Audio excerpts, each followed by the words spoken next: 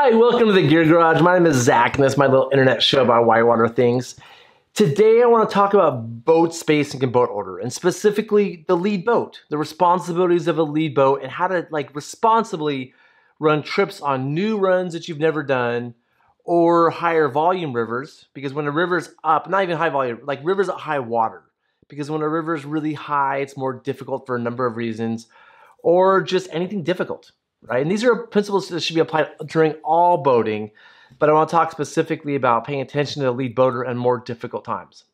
So before I get started, please take a second. If you like this show, hit subscribe. I'd love to have subscribers. It means a lot to me if you subscribe. And also, if you like this episode, hit that like button. I really like the likes. Makes me feel cool and also helps other people see it in YouTube. And I think this is an important message, something that I'd like to see get out. This is important to me in terms of some responsibilities of boaters for running safe trips. So with that, let's get started. Like I said, these are principles I'm applying to a difficult run, something I've never done, or high water runs. If I've seen the river at low water and I go do it at high water, it's a different river. So I need to apply some of these principles. But again, they should be applied all the time. All right, with that, what I want to start with is the lead boat, the first boat down. And in my mind, the first boat down is ideally the most stable boat with the best boater. The reason is if that person swims, there's no downstream safety net for them. There's nobody below them to catch them and to help rescue them. They're very exposed. I use the word exposed a lot. They're exposed to falling out, right? And so I really want to make sure that person is solid and they have the lowest chance of falling out. And ideally, it's just a person. Maybe it's a boat with 3 people in it. Because if that boat has a problem and flips, that's 3 swimmers that are exposed and can be hard to rescue. And one of the reasons this is so important is because when you fall out, your body is in the water, like your butt's hanging down. Your body hangs lower because it's less dense or more dense than a raft. And so it's going to catch those faster currents right under the surface. A raft or a kayak sits on top of the surface, so it moves at a certain speed.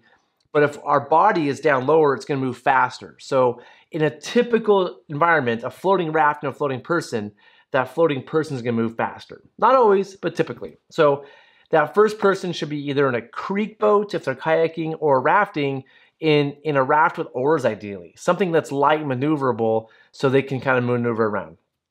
Also, again, you don't want too many people on that boat because that's a lot of exposed people. After the first boat is the second boat, and to me, that's the next best boater, right? You want to have somebody who, if the first boater does swim or have a problem, that second boater is now exposed as well because their safety is gone.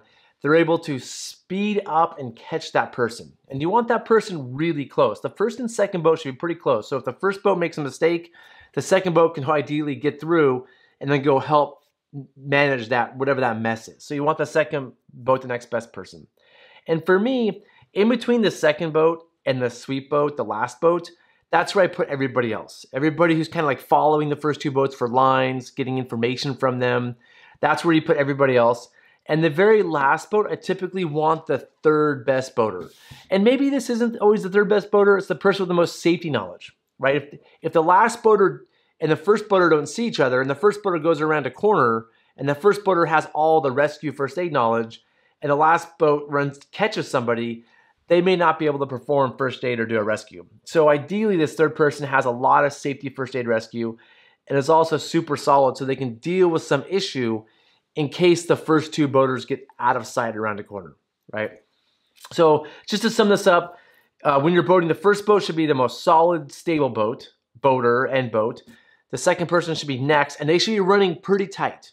Right, the next few boats, they can be a little looser, but you don't really want people spread out. Like having people close is important. And then that final boat, the sweep, is not, some people call this deep sweep. There's no such thing as deep sweep. That's a made up term, right? A sweep boater is still close to the group, right? But they're able to, if there's a problem, they're definitely gonna get on the issue. So if there's, like I said, a wrap, a kayak pin, some sort of first aid issue, they're definitely gonna be there where boats ahead might have kept going and be around some corner. Maybe they can hike up, maybe they can't. There are some considerations though. This isn't perfect. These are principles, right? This isn't always gonna be that way. One of them is, how do you know who's the best, right? When you're going boating with people, you may not know them. You don't line everybody up and say, okay, who's the best? Who's the second best?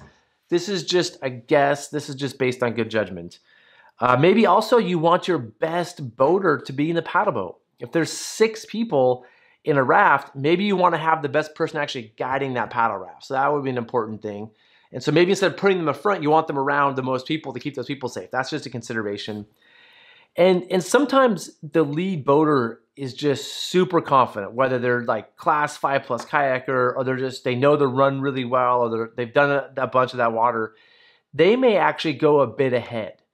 You know, I would be okay with that. Some people would maybe go ahead by themselves, but these people are ultra confident. They're super good boaters, and they know what they're doing. And if they get into a problem, they understand that risk. They understand if they're way ahead of everybody, have a problem, that they're by themselves. They're basically solo boating, because if they swim, there's not going to be a solid team to rescue them. So in that example, it can actually work pretty well for some teams if there's one person who's just really, really, really good and can do that, because they can run a rapid and then relay information back up to everybody before they come down. So I really like having 1 and 2 be super solid, looking out for each other. But if there's one ultra solid person and there's a bunch of people that are like so-so, I might do something like that. So there's a lot of things, you know, a lot of considerations to think about when you're doing this. But I really feel like it's important that when you do go boating, you set some boat order, you set some boat spacing, that you talk about it, and then you follow it intelligently down the river. So again, this isn't a complete lesson plan. I don't have a whole, it's not perfect. I might be missing something. So if you have anything to add to this, like something I didn't think of, questions, comments, better ideas, you want to challenge my assumptions, please do. There's a comment section below. Don't forget the like button. Don't forget to subscribe. And yeah, that's it. See you in the next episode. Thanks.